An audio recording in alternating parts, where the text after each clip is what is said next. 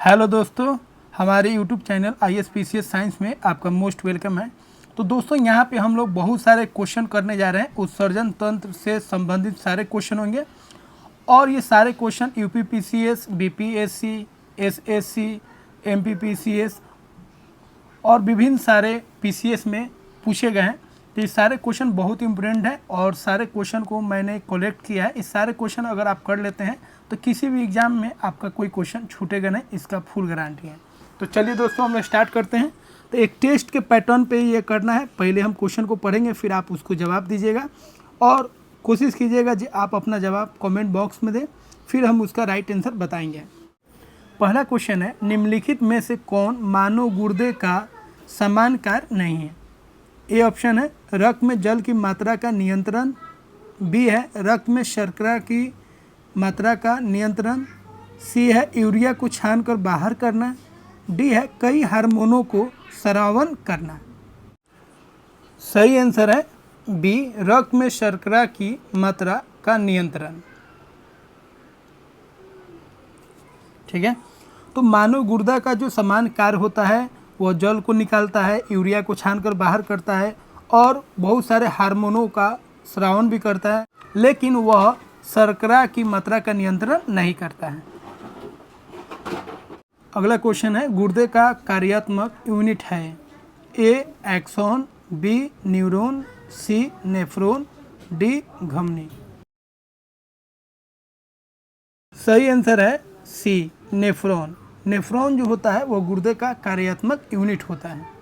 अगला क्वेश्चन है, मानव में गुर्दे निम्नलिखित में से किस प्रणाली के अंग हैं? ए न्यूट्रिशन, बी ट्रांसपोर्टेशन, सी एक्सक्रीशन, डी रेस्पिरेशन।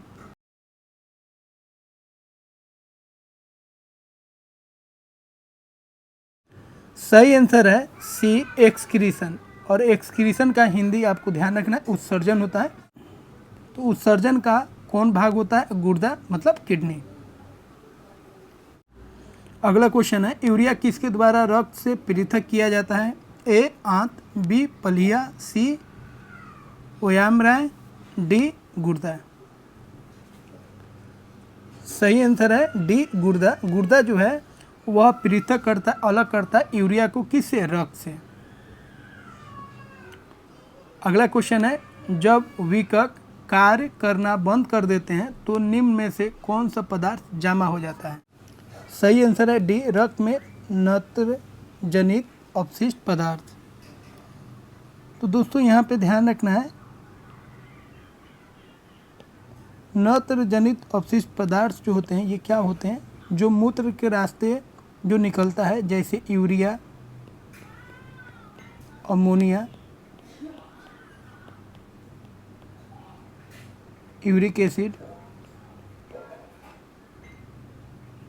इन्हीं को हम लोग बोलते हैं नत्र जनित अपशिष्ट पदार्थ। अगला क्वेश्चन है, मनुष्य के शरीर में मुख्य नाइट्रोजनीय अपशिष्ट कौन सा होता है? A urea, B ammonia, C uric अम्ल, डी अमोनिया नाइट्रेट। सही आंसर होगा ए यूरिया। तो दोस्तों यहाँ पे ध्यान देना है, यहाँ पे क्वेश्चन कह रहा है मुख्य। अगर हम बात करेंगे नाइट्रोजनीय अपशिष्ट पदार्थ का तो ये तीनों आ जाएगा, लेकिन यहाँ पे मुख्य बोल रहा है, इसलिए सबसे अधिक मात्रा में कौन होगा? तो यूरिया होगा। तो सही आंसर आपका ए होगा। अधिकांश विषाक्त पदार्थों की विषाक्तता दूर करने की प्रक्रिया शरीर के किस अंग में होती है? ए गुर्दा, बी लीवर, सी फेफड़ा, डी अमाशय। सही आंसर होगा ए गुर्दा। गुर्दा जो है वह विषाक्त पदार्थों को क्या करता है? मूत्र के रास्ते निकाल देता है। अगला क्वेश्चन है, स्तनधारी इसमें यूरिया बनाते हैं? ए यकृत, बी विकक, सी पलिया, डी मूत्राशयी थैली। सही आंसर है ए यकृत। तो यूरिया जो है स्तनधारी के शरीर में कहाँ पे बनता है? यकृत में बनता है, लीवर में बनता है। अगला क्वेश्चन है, मानव शरीर से नाइट्रोजनी अपशिष्ट को हटाने के लिए कौन सा अंग जिम्मेदार है? ए जिगर, बी गुर्दा, सी फेफड़े, डी अग्नाशय। सही आंसर हो जाएगा बी गुर्दा। वही क्वेश्चन है जो पहले वाला क्वेश्चन हम लोग किए थे। अगला क्वेश्चन है, मानव शरीर में यूरिया की अधिकतम मात्रा किस में पाई जाती है? ए रक्त में, बी हृदय में, सी मूत्र में, डी पसीने में। सही आंसर है सी मूत्र में। मूत्र में सबसे अधिक यूरिया का मात्रा होता है।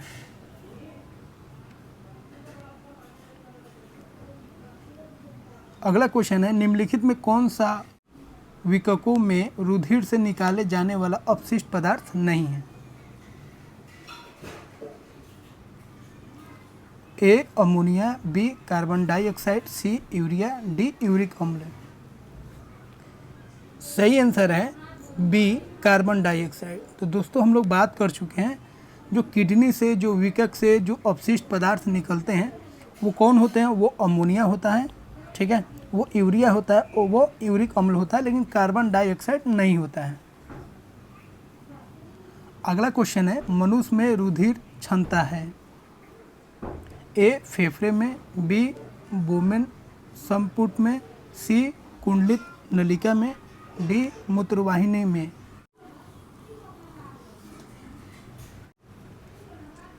सही आंसर है बी बोमेन संपुट में। तो दोस्तों यहाँ पे ध्यान रखेंगे, ये बहुत ही डिफरेंट क्वेश्चन था।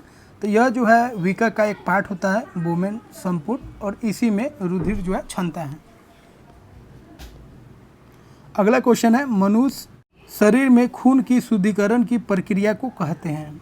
ए dialysis, C osmosis, B hemolysis, D paralysis.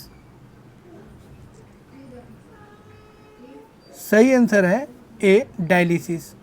तो खून का जो शुद्धिकरण होता है किडनी के द्वारा, विकक के द्वारा, उसको हम लोग क्या बोलते हैं? डायलिसिस बोलते हैं। तो डायलिसिस इंग्लिश हो गया, इसका हिंदी आप जरूर ध्यान रखेंगे। हिंदी में इसको क्या बोलेंगे हम लोग? अपोहन।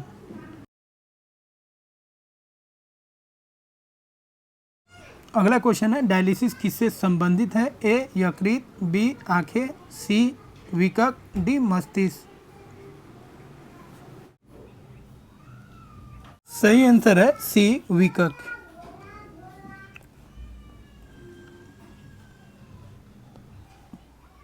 अगला क्वेश्चन है, कृत्रिम गुर्दा निम्नलिखित में से किस सिद्धांत पर कार्य करता है?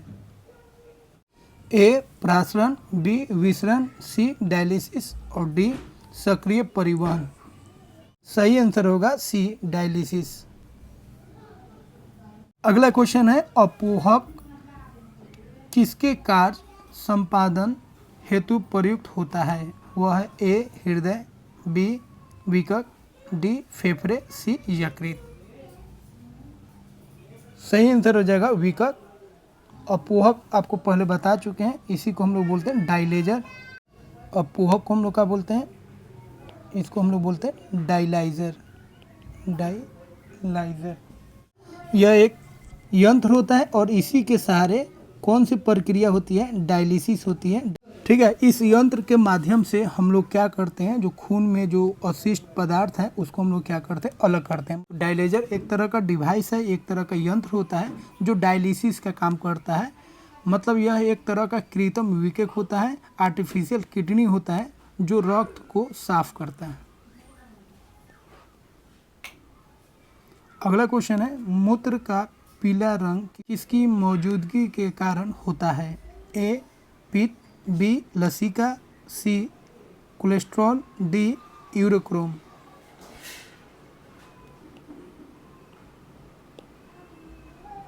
सही आंसर है डी यूरोक्रोम। अगला क्वेश्चन है, एक स्वस्थ मनुष्य एक दिन में निम्नलिखित मात्रा में पेशाब करता है? ए 1.5 लीटर, बी 3 लीटर, सी 6 लीटर, डी 9 लीटर। सही आंसर है ए 1.5 लीटर। अगला क्वेश्चन है, मानव शरीर में मूत्र बहाव के रास्ते में आने वाले अंगों का सही निम्नलिखित में से कौन सा है? ए विकक, मूत्रवाहिनी, मूत्राशय, मूत्रमार्ग, ठीक है। बी है विकक, मूत्राशय, मूत्रवाहिनी, मूत्रमार्ग, सी है विकक मूत्रवाहिनी मूत्रमार्ग मूत्राशय, डी है मूत्राशय विकक मूत्रमार्ग मूत्रवाहिनी। सही आंसर है ए। मूत्र जो है विकक से, फिर मूत्रवाहिनी से, फिर मूत्राशय से, फिर मूत्रमार्ग के द्वारा निकल जाता है। अगला क्वेश्चन है मानव विकक असमरी किडनी स्टोन में पाए जाने वाला प्रमुख रासायनिक यौगिक है। ए यूरिक अम्ल, B calcium carbonate, C calcium oxalate, D calcium sulphate. सही आंसर है सी कैल्शियम ऑक्सलेट। तो दोस्तों यहाँ पे ध्यान देंगे, बहुत ही इंपॉर्टेंट चीज़ यहाँ पे हम बताने जा रहे हैं। किडनी स्टोन जो होता है, जो पथरी जो होता है किडनी में, वो कौन होता है, उसका केमिकल फार्मूला होता है कैल्शियम ऑक्सलेट। क्या बोलेंगे उसको? कैल्शियम ऑक्सलेट बोलते हैं। ठीक है, कैल्शियम ऑक्सलेट होता है, तो इसका ध्यान रखेंगे। तो किडनी में जो पत्थर बनता है जिसको हम लोग बोलेंगे विकक असमरी, वो उसका फार्मूला क्या होता है? तो वो कैल्शियम ऑक्सलेट होता है। और एक चीज़ और ध्यान रखेंगे, जो लोग ज़्यादा टमाटर का उपयोग करते हैं उनमें अधिकतर पाया जाता है जो उनमें भी किडनी स्टोन बनने लगता है। इसीलिए डॉक्टर जो है अधिक टमाटर खाने से वो मना करते हैं, क्योंकि टमाटर में दोस्तों क्या होता है, हम लोग पढ़े हैं टमाटर में क्या होता है, टमाटर में क्या होता है, ऑक्जेलिक एसिड होता है, ऑक्जेलिक एसिड। और यह जब अधिक मात्रा में हम लोग लेते हैं तो कैल्शियम के साथ ये रिएक्शन करके कैल्शियम ऑक्सलेट बना लेता है, जो एक पत्थर के रूप में किडनी में रहता है। ठीक है, तो इसका हम लोग ध्यान रखेंगे। अब अगला जो क्वेश्चन है इसी से संबंधित है, इसीलिए इसको ध्यान में रखना है। अगला क्वेश्चन है मानव गुर्दे में बनने वाली जो पथरी प्राय है बनी होती है। ए कैल्शियम ऑक्सलेट की, बी सोडियम एसीटेट की, सी मैग्नीशियम सल्फेट की, डी कैल्शियम की। तो सही आंसर कौन हो जाएगा? ए ऑप्शन हो जाएगा। अभी हम लोग बात कर चुके हैं। अगला क्वेश्चन है मानव गुर्दे में पथरी निम्न में से किसकी वजह से बनती है? A calcium acetate, B calcium oxalate, C sodium acetate, D sodium benzoate. तो अभी हम लोग चर्चा कर चुके हैं, इसका सही आंसर हो जाएगा बी कैल्शियम ऑक्सलेट। अगला क्वेश्चन है स्वेदन निम्न में से किसके लिए महत्वपूर्ण है? तो स्वेदन का मतलब होता है पसीना। ए शरीर का गंध निकालने के लिए, बी समान स्वास्थ्य सुधार के लिए, सी त्वचा के रंध्र को खोलने के लिए, डी शरीर के तापमान को विनियंत्रित करने के लिए। तो सही आंसर होगा डी।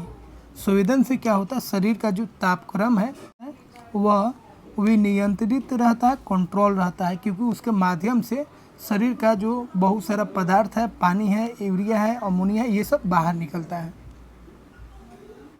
अगला क्वेश्चन है स्तनपानियों में श्वेत ग्रंथियां मूलतः संबंधित हैं। ए अतिरिक्त लवणों को निकालने से, बी नाइट्रोजनी अपशिष्ट के उत्सर्जन से, सी ताप नियम से, डी यौन आकर्षण से। तो सही आंसर हो जाएगा सी। जो भी श्वेत ग्रंथियां होती हैं उनसे पसीना निकलता है, और पसीना से हमारा बॉडी का जो ताप है वो क्या होता है, कंट्रोल रहता है, नियंत्रित रहता है। अगला क्वेश्चन है मानव विकक असमरी में पाए जाने वाला प्रमुख रासायनिक यौगिक है। ए यूरिक अम्ल, B calcium carbonate, C calcium oxalate और डी कैल्शियम सल्फेट। फिर वही क्वेश्चन आ गया, विकक असमरी मतलब किडनी वाला, उसमें कौन हो जाएगा आपका? सही आंसर हो जाएगा सी कैल्शियम ऑक्सलेट। अगला क्वेश्चन है हिलने का लूप का कार्य संबंधित है। ए उत्सर्जन तंत्र से, बी प्रजनन तंत्र से, सी मूत्रजनन तंत्र से, डी तंत्रिका तंत्र से। सही आंसर होगा ए उत्सर्जन तंत्र से। तो दोस्तों यहाँ पे ध्यान रखना है, हिलने का जो लूप होता है वो किससे संबंधित होता है? तो वह विकक से संबंधित होता है, और इसी में रक्त का शुद्धिकरण होता है। अगला क्वेश्चन है निम्न में से कौन सा सही है? ए शरीर में सारा रक्त किडनी के माध्यम से मिल जाता है, बी शरीर में सारा रक्त किडनी के माध्यम से गुजरता है, सी शरीर में सारा रक्त किडनी के माध्यम से शुद्ध होता है। तो दोस्तों इस प्रश्न का उत्तर आपको देना है कमेंट बॉक्स में। अगला क्वेश्चन है विकक से प्रति मिनट औसत रक्त प्रवाह होता है। ए 1000 सीसी, बी 1200 सीसी, सी 200 सीसी और डी 500 सीसी। तो इसका भी आंसर दोस्तों आपको कमेंट बॉक्स में देना है। दोनों क्वेश्चन का आप आंसर जरूर दीजिएगा कमेंट बॉक्स में। तो ठीक है दोस्तों, मिलते हैं हम लोग अगले वीडियो में नए टॉपिक के साथ।